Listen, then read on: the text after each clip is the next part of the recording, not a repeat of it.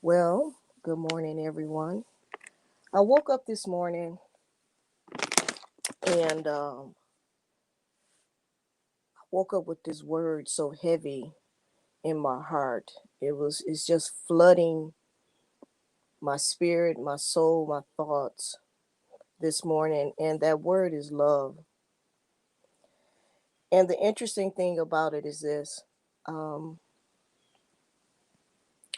the Lord just gave me, He said, just talk about love. And one of the things He said, love covers a multitude of sins. He just started talking about, then he said, love, there's no greater love than a man who lays down his life for a friend.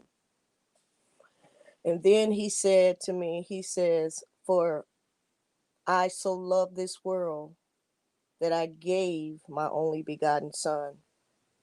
And then he said, I want you to read First Corinthians 13. And I know for a lot of you all, we say we love and we have our perspectives and understanding of love.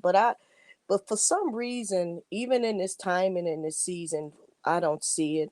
And my opinion really doesn't matter, but the Lord doesn't see it.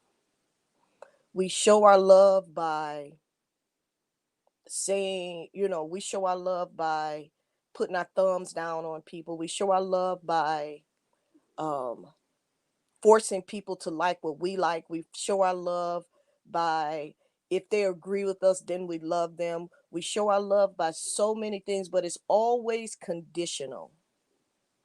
Our love is always conditional and predicated upon our own flesh and our own thought processes.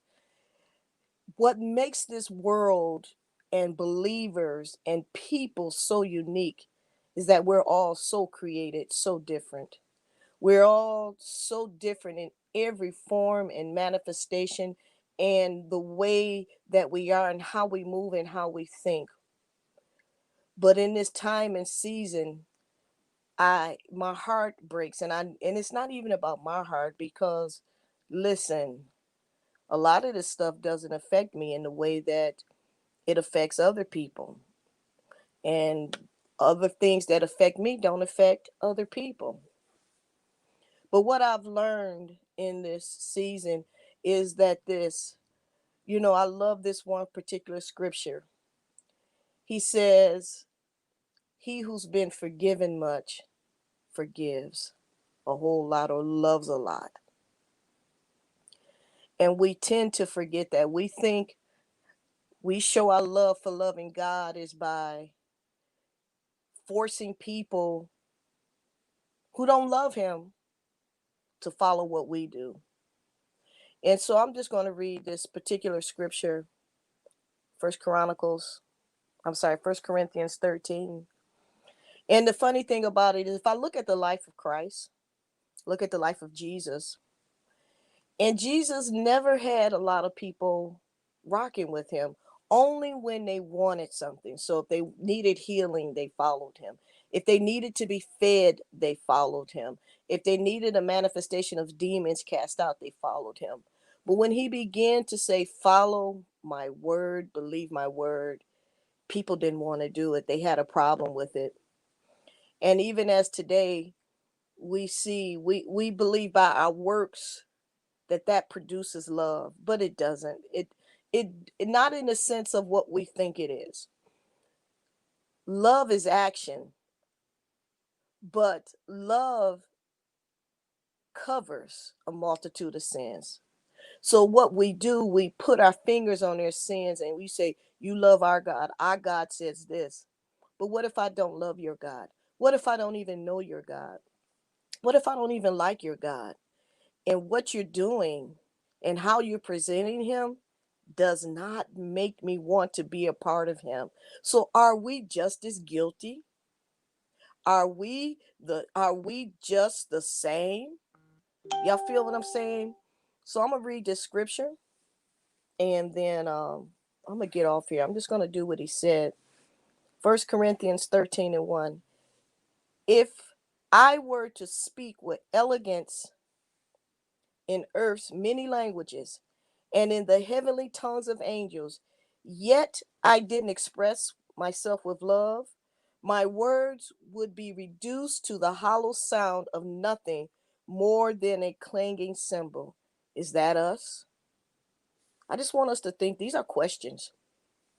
And if I were to have a gift of prophecy with a profound understanding of God's hidden secrets, and if I possess unending supernatural knowledge, and if I had the greatest gift of faith that can move mountains, but never learn to love, then am I nothing? Is that love? I'm just doing a check. He's just doing a check. If you can check yes to all this or no to all this, then that determines where your love walk is. And if I were to be so generous as to give away everything I own to feed the poor and to offer my body to be burned as a martyr without the pure motive of love, I would be, excuse me, I would gain nothing of value. Love is large and incredibly patient. Love is gentle and consistently kind to all. Have we met any of those criteria? Just right there. It refuses to be jealous when blessing comes to someone else.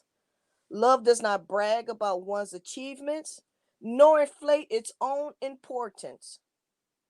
Love does not traffic in shame and disrespect, nor selfishly seeks its irritated. I'm sorry, y'all.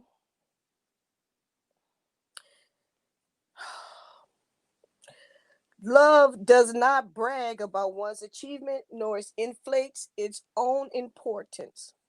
Verse 5. Love does not traffic in shame and disrespect, nor selfishly seeks its own honor.